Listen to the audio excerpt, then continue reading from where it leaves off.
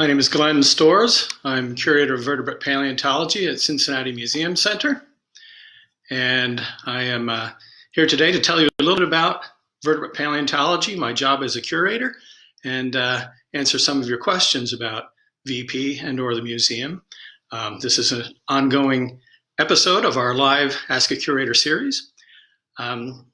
So I guess the first thing I should say is what is vertebrate paleontology? Well, paleontology, you're probably aware, is the study of fossils, but in fact, it's much more than that. It's the study of the history of life on our planet. And vertebrate paleontology is a subset of that study. So we study vertebrate animals. What are vertebrate animals? Those are creatures essentially with bones and teeth. We are vertebrate animals. Dogs are vertebrate animals. Fish, things like this. There are some exceptions, of course. Not all animals are bony, like sharks are vertebrates, but they have a bony skeleton. But in essence, vertebrate fossils, bones, teeth, skeletons, and it covers the history of vertebrate life through the last 500 million years, let's say. Our collection at the Museum Center has about 30,000 vertebrate fossils ranging from 450 million years ago or so, up until almost the present, geologically speaking.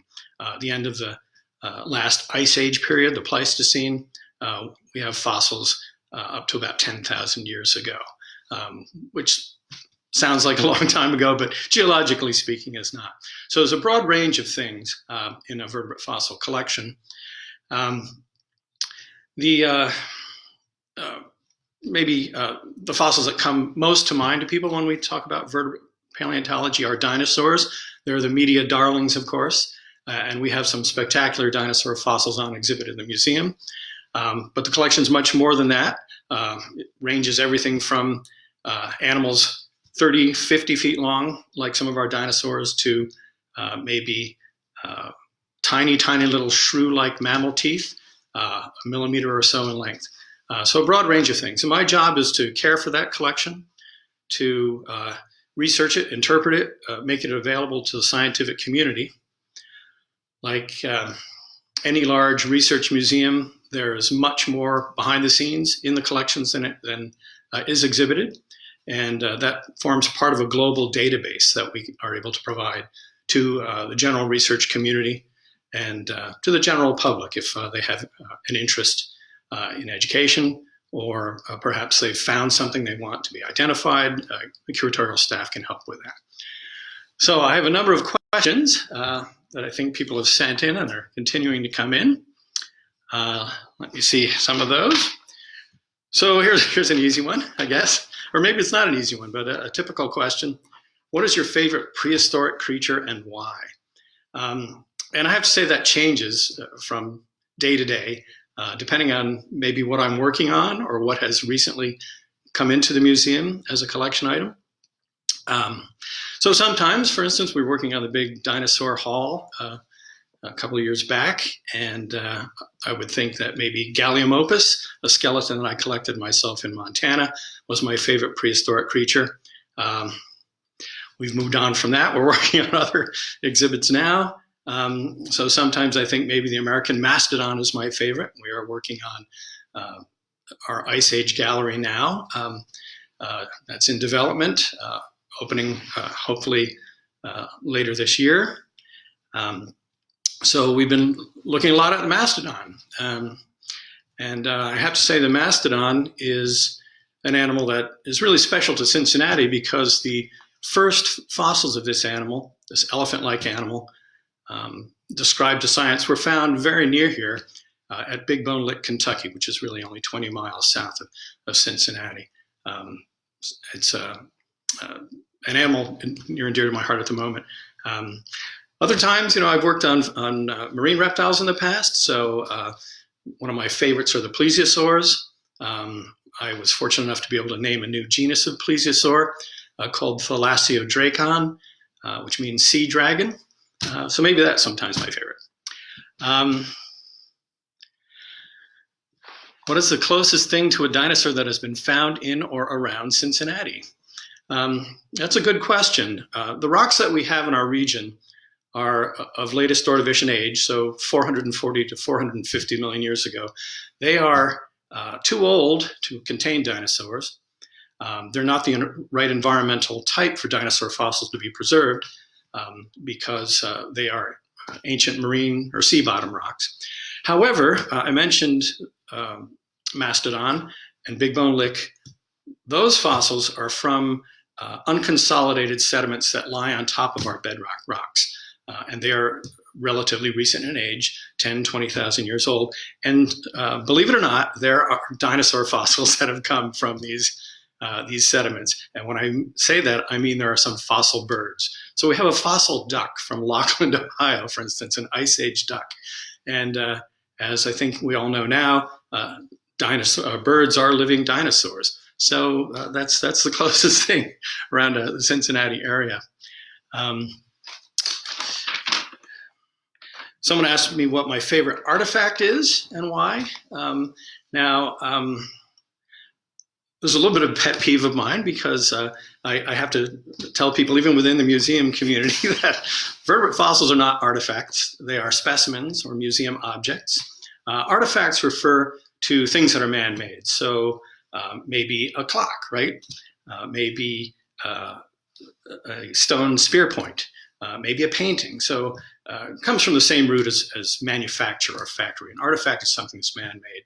And fossils, geological specimens, zoological specimens are just that. They're specimens. However, now having said that, I do have some favorite artifacts, and they kind of relate to vertebrate paleontology. I mentioned the Mastodon, and from Big Bone Lick, we also have in our collection some Paleo-Indian fluted points. They are true artifacts made by man, by Native Americans on the order of 10,000, 11, 12,000 years ago. And these particular fossils were found, we believe, in association with some of these early Mastodon remains that have been found at Big Bone Lick at least by Europeans since 1739. And the Paleo-Indian points, which I'm referring, were collected by William Clark of Lewis and Clark fame at the behest of Thomas Jefferson. So they're pretty cool. Actually have a portion of a fluted point here. These were the first Paleo-Indian points ever found in North America. They remained in private hands for 100, 150 years, eventually making our way to the museum. They're known as Clovis points from discoveries in New Mexico in the 1930s, but by all rights, they should be called Big Bone Lick points. Let's see here.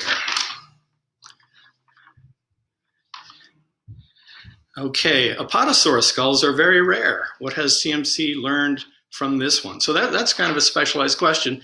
Someone is familiar with the fact that we have a fantastic Apatosaurus skull on exhibit at the Museum Center.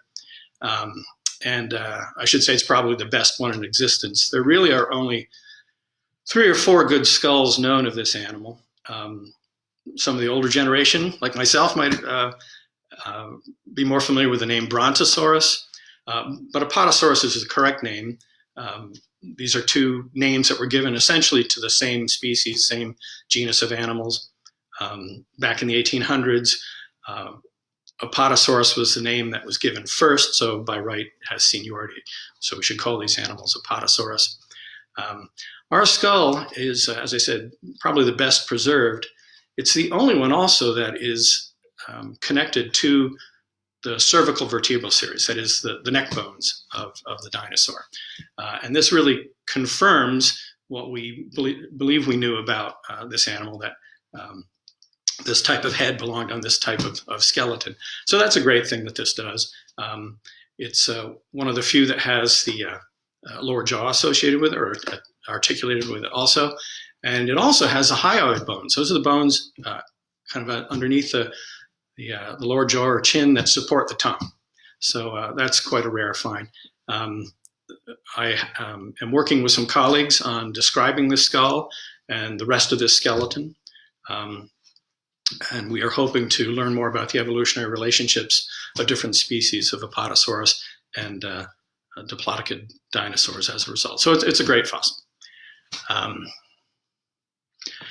all right, somebody wants to learn more about the Mastodon. So I do have an example of a Mastodon tooth here. This is one of the grinding teeth or molars of the American Mastodon. And this is a very elephant-like animal, but it's not a true elephant. It's essentially cousin to an elephant. And one way that we know that is because the teeth are pretty different from modern elephants or even woolly mammoths, which are true elephants. Elephants have grinding dentition or grinding teeth on the surface. They have a series of enamel ridges called plates that help them grind up tough, hard grasses. They are grazers.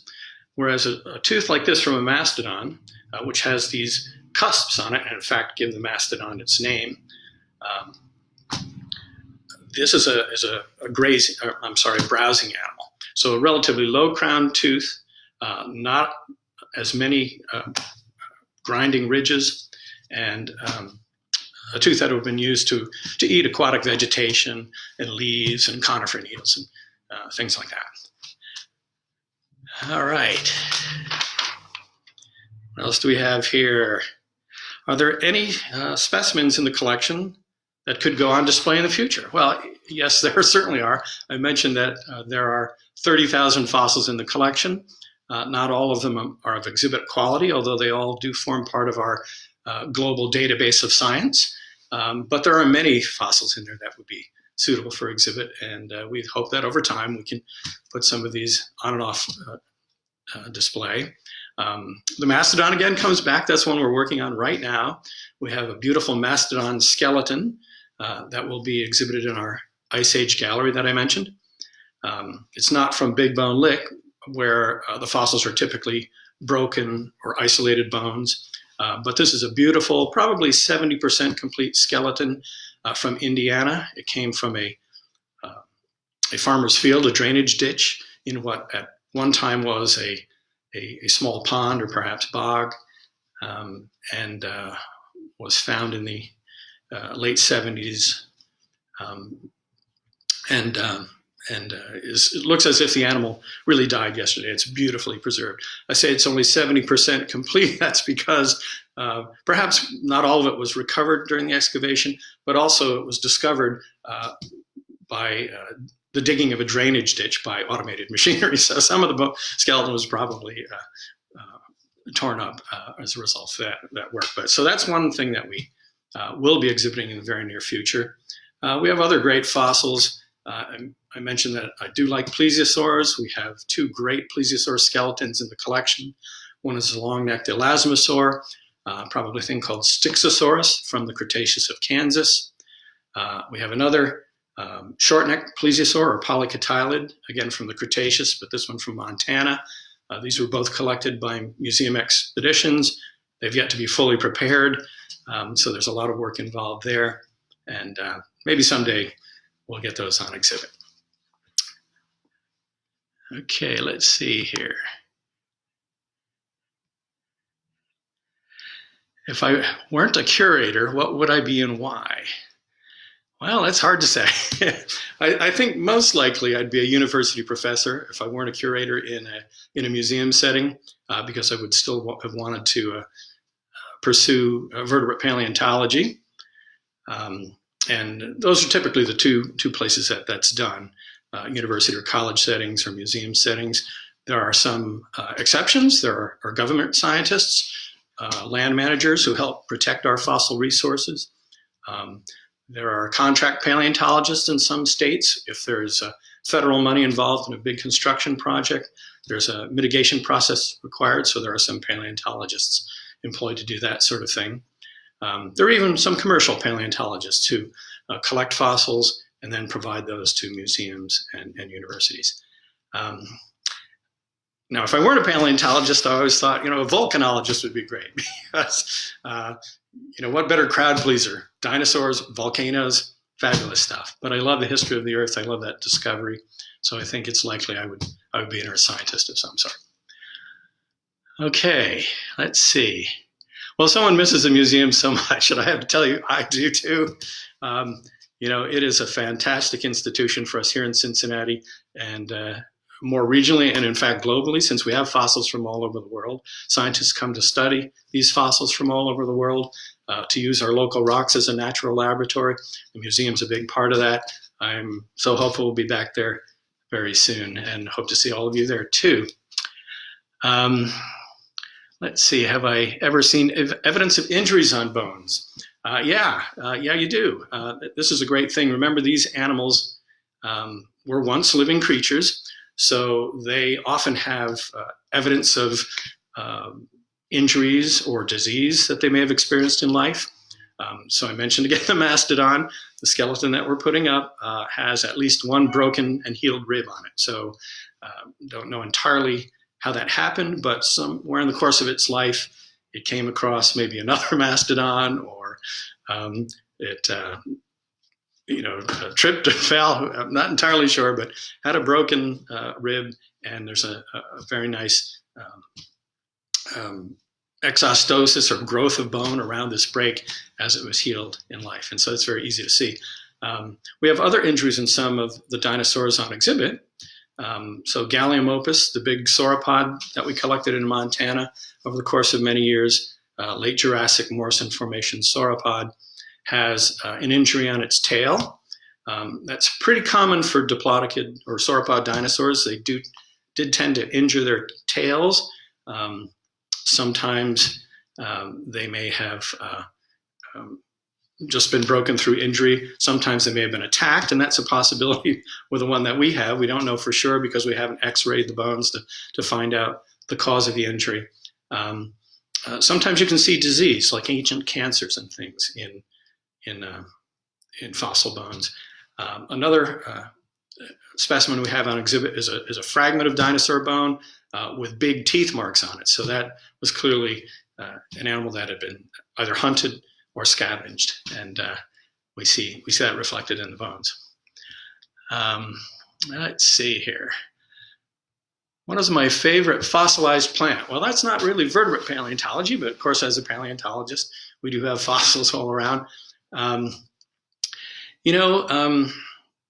Maybe the fossil cycads or cycadioids from the Jurassic and Cretaceous might be my favorite. There are these animals, these plants that appear somewhat like short, squat palms, or like today's living cycads. They were an important part of the flora of the Jurassic, certainly, and the sauropod dinosaurs that we have in our collection may have been feeding on some of these things. I remember when I took a course in paleobotany back in my master's days at the University of Texas, the professor was very, very clear in saying that the age of reptiles was not that in his view, it was rather the age of plants. So depends on your perspective, I guess. Okay.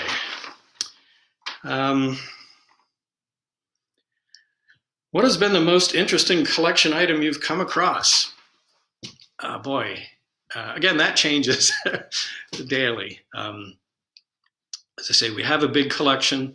There are always new things to see, new things to learn from it. I mentioned that we have fossils that have not yet been prepared. So as they do get removed from the rock and conserved and placed in the collection, we find new things about them. We may find we have something we didn't know we had. Indeed, lots of discoveries are made in museum collections. And people wonder why that's the case. And as I say, sometimes there's just such a backlog of material that has to be processed. Things may have been in the collection for a long time before anyone realizes that it's something unique or has some special attribute that can help inform the story of the history of vertebrate life on the planet. Also, it's impossible to be an expert on everything and on all vertebrates. So we do have scientists come to study our collections, as I mentioned, and oftentimes you'll have a specialist come on a particular area, whether it's fossil fish or fossil mammals or reptiles, and they will recognize something in your collection that you were uncertain that you had. So that happens a lot in museum collections. So there's a long ways of saying I'm not sure what my favorite item or most interesting thing is, but maybe sometimes it's related to the history of the science. So we do find things in the collection that were collected by famous paleontologists of the past. For instance, we have a lot of very interesting mosasaur and fish fossils from the Cretaceous of Kansas, the famous Niobrara chalk that were collected by Charles Sternberg, and it's great to see his handwriting on the labels. One time in the museum, I discovered, not in my collection, but in the zoological collections, a very large sample, a very large collection of freshwater and land snails from around the world. And the thing that was amazing to me about this is that these were collected by Edward Drinker Cope, one of the most famous paleontologists of the 19th century. And the story is that upon his death, he bequeathed a third of his collection to the Philadelphia Academy of Natural Sciences, a third, I believe, to the American Museum in New York, and a third to Cincinnati Society of Natural History, one of our predecessor institutions. So it was really great to have that connection to Cope, who was really a Renaissance man when it came to zoology. He didn't just study dinosaurs and other fossil vertebrates. Let's see here.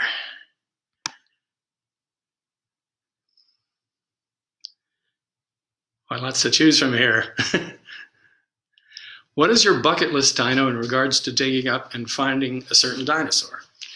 I don't know. Everybody always wants to find Tyrannosaurus, I guess. They turn out to be a lot more common than what I would have thought. In fact, I have found a Tyrannosaur, or at least part of one. And there may be more of him in the ground, so that could be fun. Maybe to go back and get that someday. I think for a while I was really looking for Triceratops, and that's a favorite dinosaur of a lot of folks, and we wanted to get one of those for exhibit.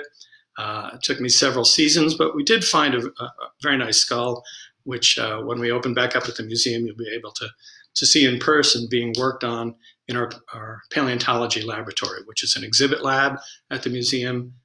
There's real work being done in it, but it has glass windows, and the public can look in and see what's going on. Our Triceratops skull is there. So those are kind of favorite things. These days, I like smaller dinosaurs or smaller fossils. Some of these big things are huge engineering projects. The Gallimiopus sauropod that we collected, that was a 6-year project, 6 summers out in the heat of Montana, out in the Badlands, no direct road access to this site. So it was a big, big job getting that out of the ground.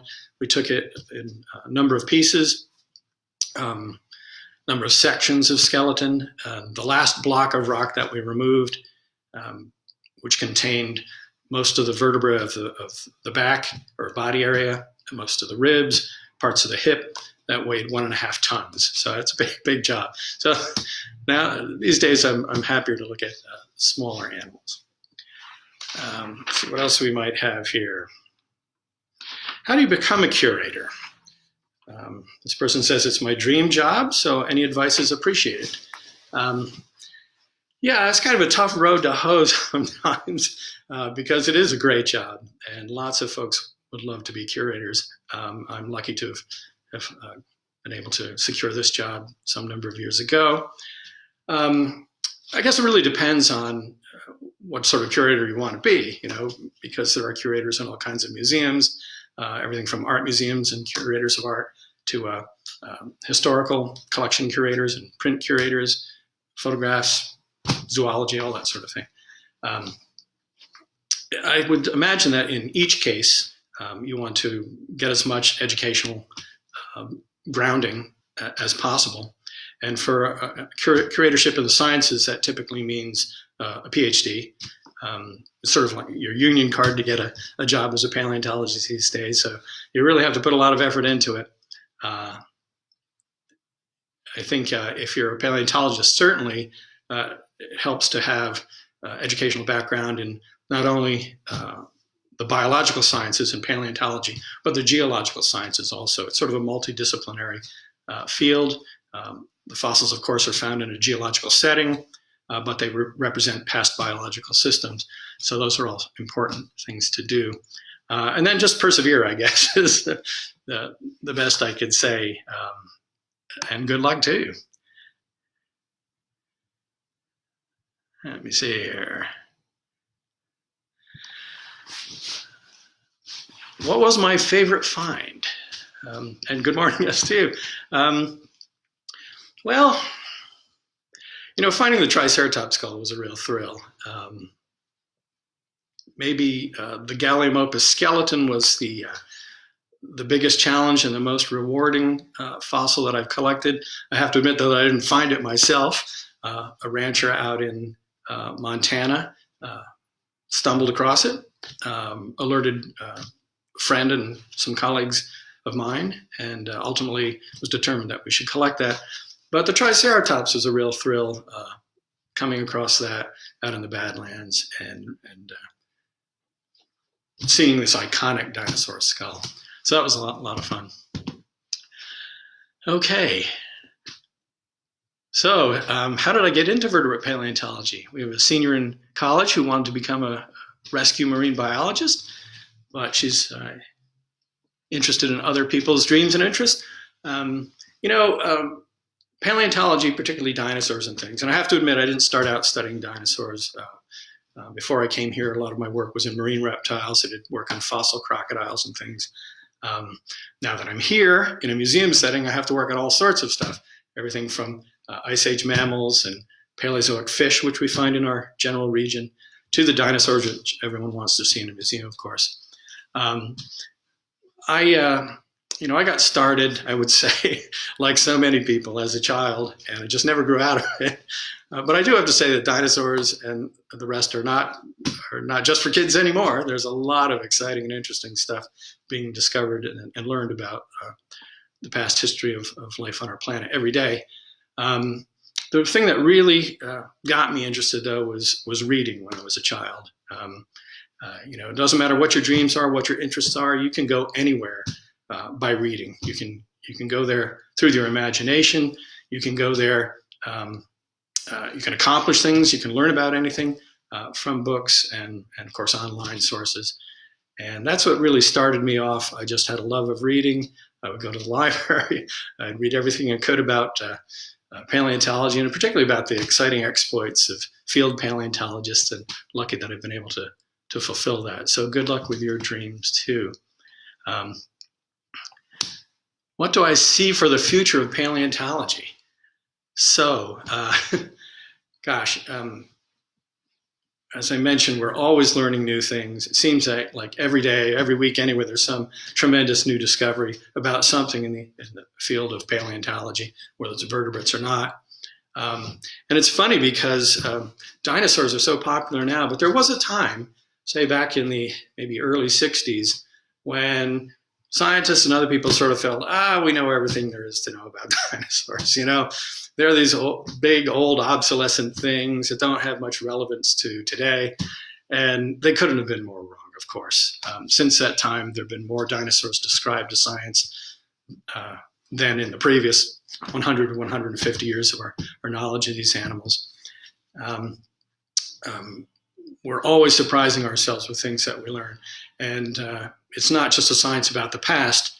What we learn about the past, about the evolution of life on our planet, about past biodiversity, past ecological and climate systems, all have relevance to today. So for instance, when we're looking at the climate crisis we're currently undergoing, there are analogs in the fossil record that we can look at to see, well, okay, when climate has changed very rapidly in the past, what have been the ramifications for ecosystems? And they're not good, typically. These rapid climate changes, such we are undergoing now, and which are essentially generated by human activity, are changing systems faster than life can adapt to it. So we can expect major extinctions. So continuing to study paleontology will continue to help inform where we go, how we adapt to changing situations. And let's see, that's pretty much my time. I hope that you've enjoyed your visit here with me today. We have lots of other opportunities to speak with curators live through the Museum Center's website, through this Facebook Ask a Curator. There are other social media activities or blog posts, educational programming. You can link to all of those through the museum's website, cincymuseum.org. And of course, we're a nonprofit institution. We're closed now to the public. We rely upon ticket sales and memberships and donations. So if you've enjoyed this and you enjoy the other programming that we offer, please do your best to help support us, either through renewing your membership, joining if you're not a member, perhaps donating to our COVID-19 relief fund. And thank you very much. I'm looking forward to seeing all of you again soon back in the museum. So thanks a lot for your time, and thanks for joining me.